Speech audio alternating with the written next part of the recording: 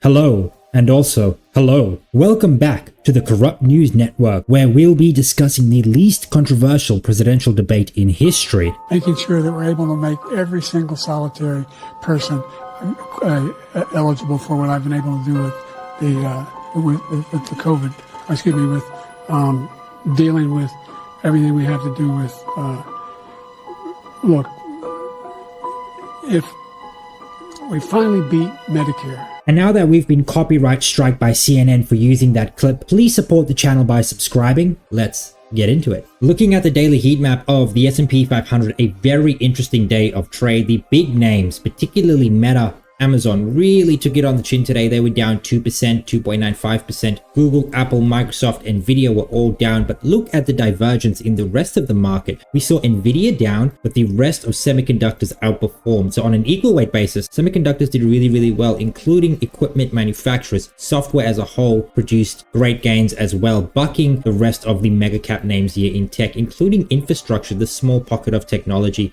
right there. So we saw really upbeat action in tech. So we are seeing a size rotation intersector between the tech names. You can see right here, look at stuff like CRM, ServiceNow, Uber, Intuit, AVGO, huge buying in these names. And it most likely has to do with portfolio rebalancing, window dressing, end of quarter rebalancing, as well as general profit taking here at the end of the quarter. And now the rest of the market was very 50-50. There were winners, there were losers. Such goes the market. To break down how the rest of the market moved, we actually have to look at the overall sector analysis. There was no real theme in today's trade specifically. We saw outperformance here in regional banks, real estate, and metals. They were the three top performers. Now, these sectors right here is that they are rate sensitive sectors, but more importantly, they're actually some of the smaller sectors in the S&P 500, and they simply haven't performed the best this year, especially when you look at it in comparison to semis. Now, semiconductors were the fourth best performing sector and the best cyclical sector, along with IGV, but that has to go with some of the sector dynamics we're actually seeing in technology. When we look at the mega cap technology names, stuff like XLK, stuff like XLC, they were in the gutter today. So we are seeing, yes, a size rotation. That's exactly what we're seeing. That's why the market is moving right now. We are seeing a bit of a movement into smaller names. And again, we see that with the top three performing sectors, XME, KRE, XLRE, right? These are literally smaller sized sectors. And again, let's just ignore semiconductors, right? And then we look at IGV. This is actually an expanded technology software ETF, right? It's actually the smaller mid-cap names in software compared to the bigger names. And then we have other cyclical sectors, energy, financials, industrials, materials. Now, these were up here based on the data that we saw, and we're going to talk about the data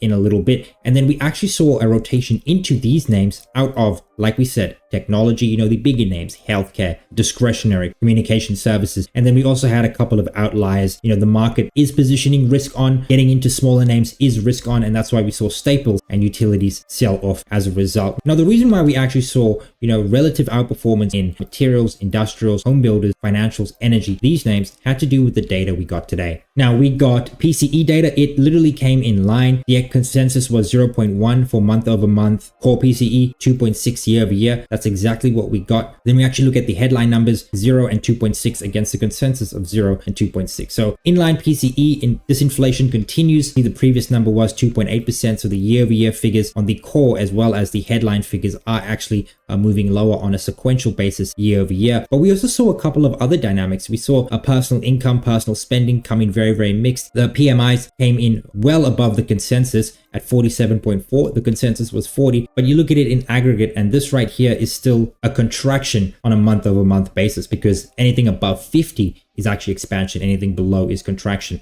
Sentiment came in better than expected, and then consumer inflation expectations actually moved lower. You can see the consensus was 3.1%. We beat expecting 3%. And that's why we saw the movement we did in commodities. Gold and silver were on the move today. Now you look at the price action here in gold and you see down 0.04%, actually relatively flat. But then you actually dive into, the daily price action. You see this wick at the top right here. And a lot of the move that we saw in gold was pre the open of the market. And then the market actually sold it lower intraday. We saw very similar price action here in silver. Overall green for the day. You can't deny the fact, up 0.5% for the day. But look at this wick, very, very bearish action, particularly intra-market. And it had to do with inflation expectations lowering, inline PCE, the disinflation narrative continues, probably means we likely are going to get at least 25 basis points worth of rate cuts this year. Not good for commodities. And that had to do with inflation expectations. Commodities really thrive in an inflationary environment. And, we are in a disinflationary environment right now. But the craziest move today was actually the 10-year yield. Yields actually rose significantly. It was up 2.71%. TLT bonds fell actually 1.86%. Vicious action, absolutely vicious action in the credit markets. With that being said, small caps held up really, really well. Now the IWM was actually up 0.41%, but again, a red body candle with a big wick at the top, but also the bottom. So very indecisive action, but definitely a win to the bulls regardless. We saw the RSP produced a very similar candle, but not quite the gain in terms of the gap up. The RSP was flat here for the day. Mid caps was up 0.25%. The S&P 600 or profitable small caps were actually the biggest winners, up 0.92%. But the smaller market really held up well despite the action we saw in yields. Now, if the movement in yields continues, that will definitely hinder small caps, but we'll have to see. As long as we don't cross above this, 4.45, 4.5 level and then continue to move lower, this should be a positive. But yeah, very, very ugly action here in yields today. And then looking at the S&P 500, down 0.41%, the Nasdaq down 0.54%, and very, very ugly candles here. This is actually a bearish engulfing candle. We did actually go ahead and make an intraday wick high in the S&P 500. Very, very bullish when you look at that in aggregate. But yeah, some of the sell side we actually saw, and this had to do with some of the bigger names, was conducive to bearish momentum, particularly later in the day. Looking at the 5-minute chart, we actually did have a gap up and then quite a bit of a rally to make new all-time highs just above the 5,500 area. And then we had lower lows, lower highs, all the way to print the low of the day, breaking the open gap and actually closing below the 5,500 area at 54.60, producing a red week for the S&P 500. So the monthly candle of the S&P 500 finally closed out. The June candle has closed out, and what a bullish month. You can clearly see that we are clearly in an uptrend, higher highs, higher lows. Yes, there's been volatility along the way, but we just put out another green month here in June. For the entire month, the S&P 500 was up 3.47%, and this looks very, very bullish if you ask me. I mean, yes, there is a bit of a wick at the top, at the bottom of the monthly chart, but a green body candle finishing near the high of the month. Very, very healthy. And I do think that until we actually probably break these levels right here, we won't see consistent sell side in the market. I think we see all dips getting bought. But once we break this 5024 level, once we break to the downside, we can actually see downside to as low as probably, the 4,500 area. So 5,000 is a very, very key level for the markets to continue higher on the monthly chart, mind you. And if we do go lower, I think we probably sell off to the 4,500 area. We use it as resistance right here,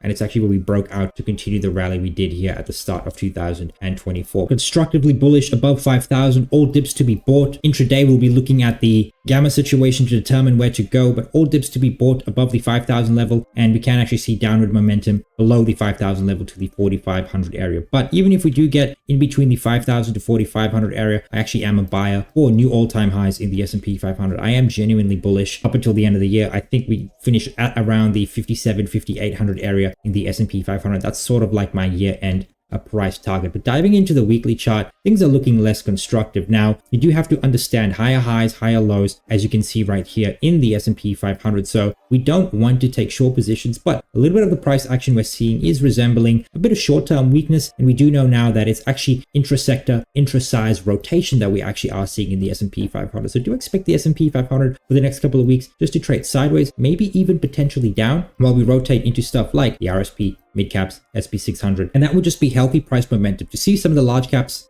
cool off a bit, some of these mega caps, Nvidia, Apple, Amazon, that would be very, very healthy price action. So the monthly looking good, the weekly looking a bit shaky, but still overall healthy. The daily is where things start to look a lot more dicey now. Again, very similar to the monthly and the weekly chart. We are in an uptrend overall, and we don't want to fight the trend, but we are starting to see the less dynamic price action, this less upward movement we saw at the start of the year. And we are starting to see more volatility come into the tape, as we did with the sell-off right here, as we did right here, and as we did right here. Now, again, we are making higher highs, higher lows, and we did post a new all-time high, intraday wick high in the S&P 500. So I want to point this out. I am bullish. And if we do go to the 5,600 area, I do think that we're going to continue higher. But, look at some of the price action we're seeing. This looks like, we're sort of forming like a base. And we're just going to trend sideways and then make the next move, whether that be to the downside or to the upside. Now, constructively bullish, like I said, above the 5,000 area, above this level right here, we are buyers of dips, but on an intraday basis, things are looking a bit shaky. And this is a bearish engulfing candle right here. Now, I don't have the latest gamma charts. I'll give you guys an update about that on the weekend video where we're going to talk about the year as a whole, the last quarter, changes in the undervalued and top picks portfolio. So go ahead, subscribe so you don't miss the weekend video. It's going to be a very big one that you need to watch. But what we really want to look for next week as we exit the window of weakness is, where does the core resistance go? If it stays at 5,500, continue to see the 5,500 area act as a very, very strong resistance zone. It acted, once, twice, 3 times here. But if we do move up to the 5,600 area, we're just going to be buying dips, selling rips to the 5,600 area, and expect outperformance here in stuff like the RSP, mid caps, small caps, but particularly the smaller sectors in the S&P 500, stuff like real estate, metals, materials, maybe even certain sectors in technology, financials. Look at stuff like software, maybe credit services. Expect them to lead while the mega caps trade sideways and cool off a little bit. Now, at the same time, what we actually are seeing is that the sideways price momentum is actually doing really good work here for the RSI. Some of these overbought conditions are being worked off. And then if we actually go ahead, look at the advanced decline line, you see market breadth continues to improve, which is really, really healthy. We see upward momentum here in the advanced decline line. More issues actually advanced. We can see that with the RSP actually finishing flat against the down day the S&P 500 had, while the S&P 500 continues to trade flat. And what would be incredibly bullish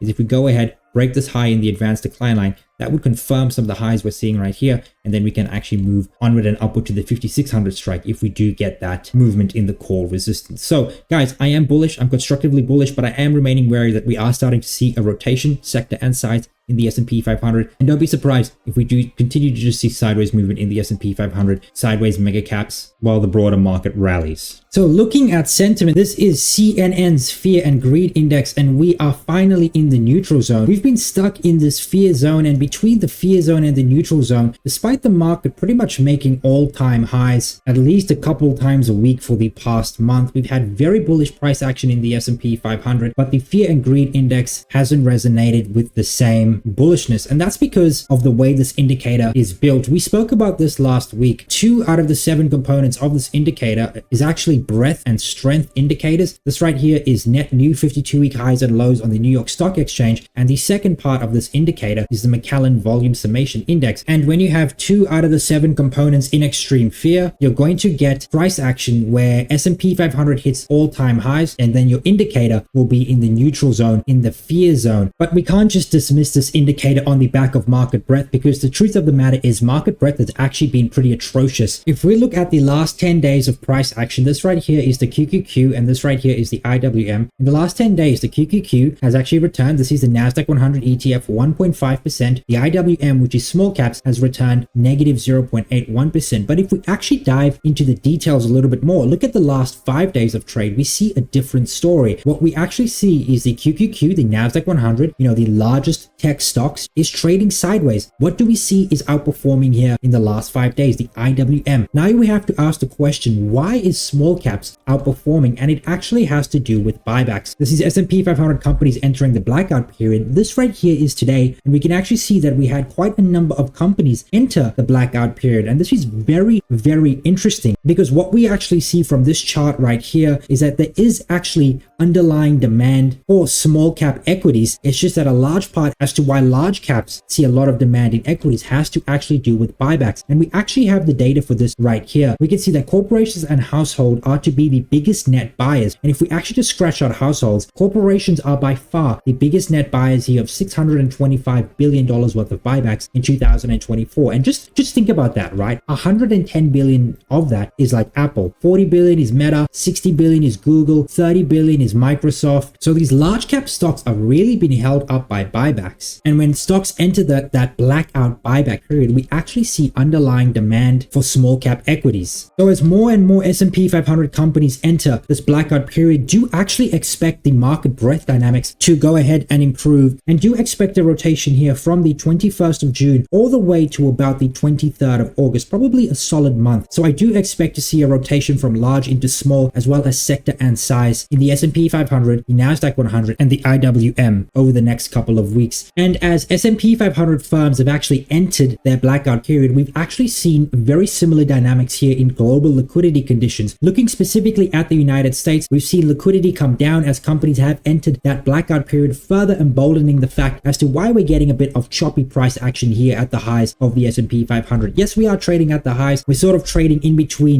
the 54 to 5,500 range. It's been a very tight range, and I think that has to do with liquidity, buyback blackout period, and just a bit of the sector size rotation we are seeing under the hood that's not necessarily prevalent in the broader data, but is definitely there nonetheless. Now, looking at Eurozone liquidity, it has fallen off a cliff. We were looking really good when liquidity was in the turbo bid zone. We are now below the puke in the turbo puke zone. However, this isn't a representation of Eurozone fundamentals. Something we're actually seeing is the global earnings revision ratio, and this excludes the US, has actually increased. It improved from the 0.82 to 0.95 level, the highest in 29 months. And this is pretty much global earnings getting revised to the upside, particularly in Europe. Excluding the US, Europe makes up about 70% of the global market and global earnings. Now, diving into Eurozone earnings growth rates by sector, you can see here in the first quarter, European stocks actually reported negative earnings growth of 4.7%. However, that is expected to change because in the second quarter, we're expecting an inflection point of 0.1, and then from there, we're looking at double-digit growth for the next two quarters of 11.7 and 11.2% to take the full calendar year earnings to 4.6% here in European stocks. So we are still in this inflection zone here in Europe, and if we could have some of the political uncertainty resolve itself, I think we should see European stocks rally into the third and fourth quarter, into the end of the year in 2024, especially if rate cuts do materialize both in Europe and in the US. All right, so let's talk a bit about the economy. With all the data that we got this week, BOFA's GDP tracking estimate is actually down 1/10. So we have been getting weaker than expected data. This is actually a trend we've seen for the last couple of weeks now. And now BOFA have updated their BOFA tracking estimate for the second quarter year at 1.7%. And it is down ever so slightly, reflecting the weaker economic data. And while growth is falling, so too is consumer savings. America's saved and spent their pandemic windfalls. Excess savings reached 2.1 trillion in 2021, helping propel spending. And it is now here in the negative. So all of the excess stimulus money is now gone. Americans don't have access to that. According to Bloomberg right here, they don't have anything to fall back on. And that is part of the reason why we saw the dynamics we did in the data this week. You look at personal income, right? That actually increased better than expected at 0.5%. Then we saw personal spending that came in lighter than expected. So you can actually see income increased, spending decreased, and the data is actually not on here. But what we actually saw is the United States personal savings rate increase. So the chart I was just showing you is excess savings. That's just,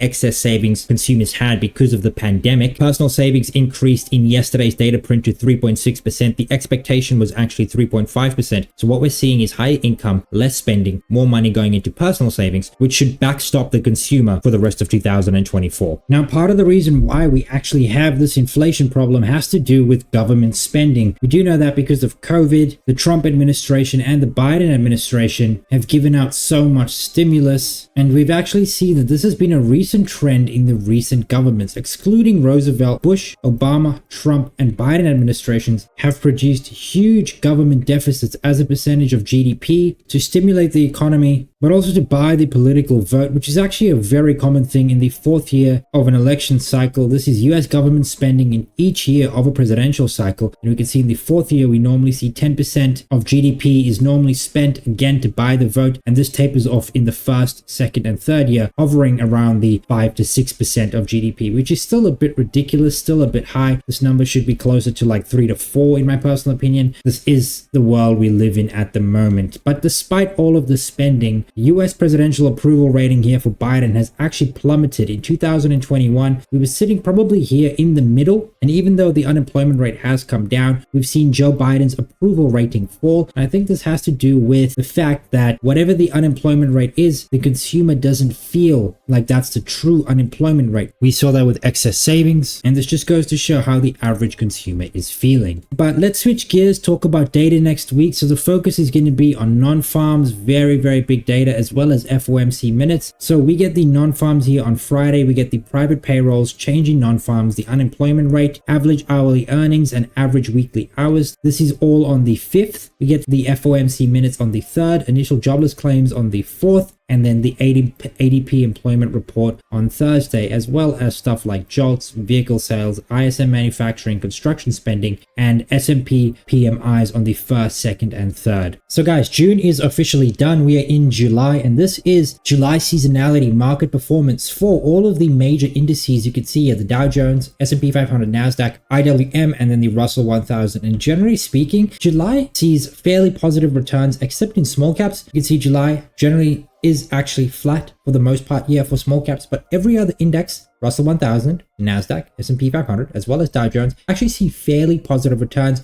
You can see returns upward of 1 to 1.5% for all of these indices, and we tend to see very linear returns. We do get a bit of market volatility here at the start of the month, and then we sort of make higher highs, higher lows, with a peak in the middle of the month. That's probably the OPEX period. And then we do see quite a bit of the gains part towards the end of the month, still finishing fairly positive on the month. But that is the month of July. Looking at an election year, you can actually see that this is us right now in 2024. And generally speaking, in election years, while we can get quite a bit of volatility, we normally do make higher highs and higher lows even after election day. And you don't necessarily want to look at the level. You want to look at the trend from this period on in the S&P 500. The trend is for higher price action, so do expect higher highs. I do expect anywhere from 5,700 to 5,800 to be the top for the year. I do see more upside, and any dip we do get in the market, you do want to buy those dips. And generally speaking, yearly seasonality tells us the same thing. We can actually get quite a bit of volatility prior to election day, as you can see right here. But again, sit through the volatility, buy the dip, because higher prices will ensue